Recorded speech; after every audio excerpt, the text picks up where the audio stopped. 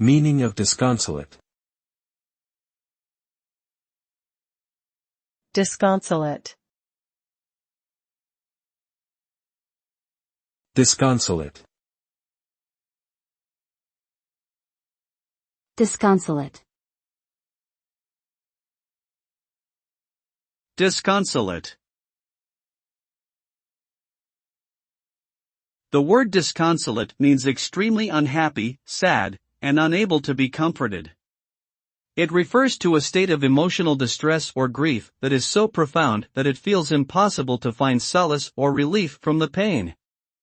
When a person is feeling disconsolate, they may experience a range of symptoms, including loneliness, hopelessness, despair, and a lack of motivation to engage with the world around them. This feeling can be caused by a wide variety of circumstances, such as the loss of a loved one, a major setback or failure, or a deep disappointment.